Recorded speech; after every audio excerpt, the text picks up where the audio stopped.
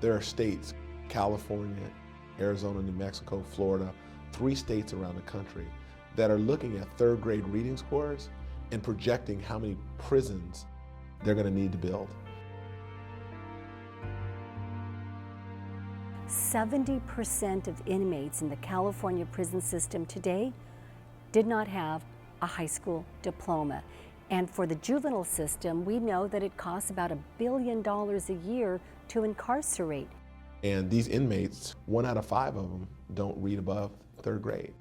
Had I gotten my high school diploma when I was out in society and going to school and doing what I needed, I probably wouldn't end up in prison. I can pretty much guarantee that because of the social circles that I ran around with. If I'd have stayed in school, I wouldn't have been exposed to the streets and all the negativity in the streets, and I think I would have been better off going to school. School was nothing to me. Nobody ever took the time out to show me how it relates to the real world. I never knew how to call on somebody for help. And so school to me was one big party. I dropped out in my 12th grade. I was 18. And then you start looking to your future and you really do need these things, and this program here actually prepares you for the outside when you do go out there. You already have your GED, or you have vocational skills or a trade or something you're learning here, and you go out there and you're ready for what's coming up next, instead of just going out there with nothing. A lot of these inmates get their GED or whatever academic achievement they get, not for themselves, but for their children. Their children have gotten to the point now where they may be at risk for moving into the same direction that they themselves were when they were young. Right now in California prisons, they're downsizing in education, and they're downsizing in rehabilitation, right? And we're also facing a release of many thousands of people back to the society. Guys that go through these programs are less likely to reoffend.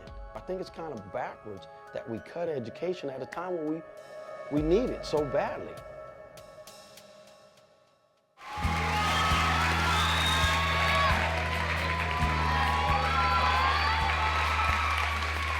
Somebody told me once, and they shouldn't have told me this, that school's not for everybody. And I had took that at heart as a young student, and I just went with all the bad. It took a long time for Joshua Sims to finally realize what he could accomplish in school. Now I know that this future is bright for me. Joshua just earned his GED through the Job Corps. In the process, he and his classmates have proved something to themselves and their families. I've never done anything to make them proud, and I'm just glad I can put a smile on their face and actually say I achieved something. Job Corps is a federally funded program through the U.S. Department of Labor, and in many ways, it offers students who've dropped out a last chance at an education.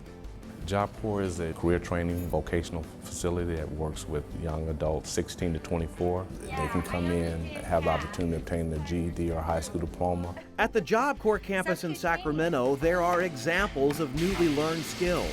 The cement masonry class built this bridge and koi pond. The landscaping class put in the nearby grass. And the heavy equipment class is busy building a new courtyard. Character development and exposing students to trade skills are also becoming commonplace in public schools, especially continuation schools. We need to be able to create opportunities for students to be successful. And I think a lot of them have not been successful in a traditional environment, and they become frustrated. Students that come to a continuation high school are not bad or horrible kids. They are children who have fallen through the cracks in the comprehensive high school education level. I like the colors on that. That was the case for Courtney, a student at Daler Continuation High School.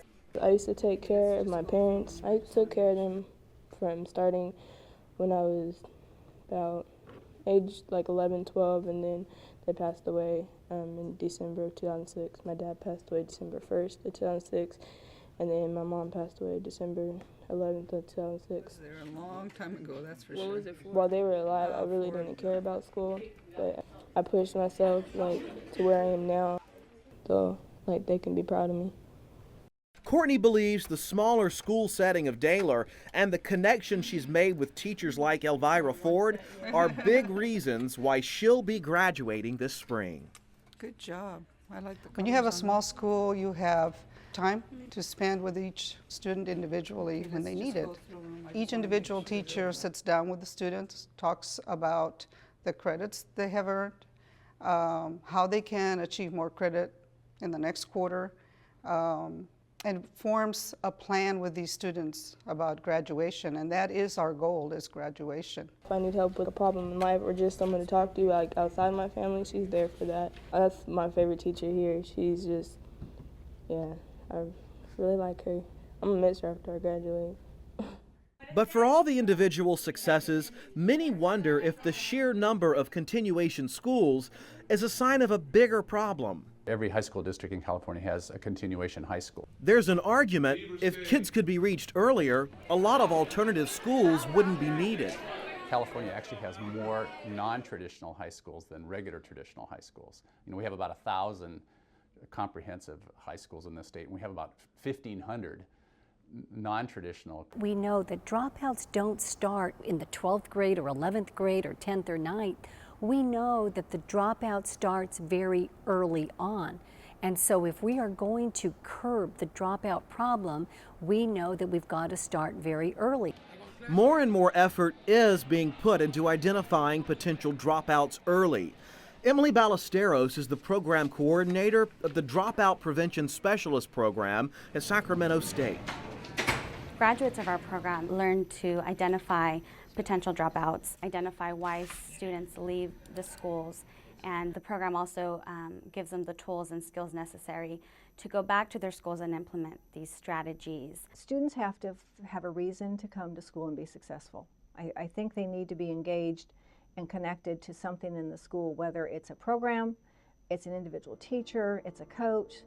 It might even be one of the classified personnel that maybe they get along real well with the campus supervisor, and that's the person who encourages the student to hang in there, do well, get your assignments done.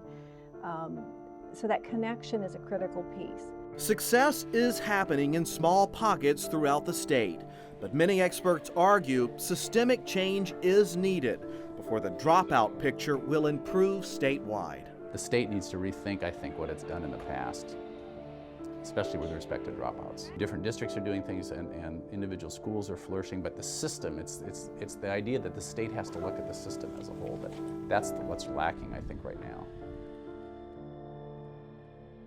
If we all work together, we can help keep students in school. If you see a student at risk of dropping out, don't wait, get help. There are plenty of programs to help students who are at risk of dropping out. For more information, just log on to kvie.org/viewfinder.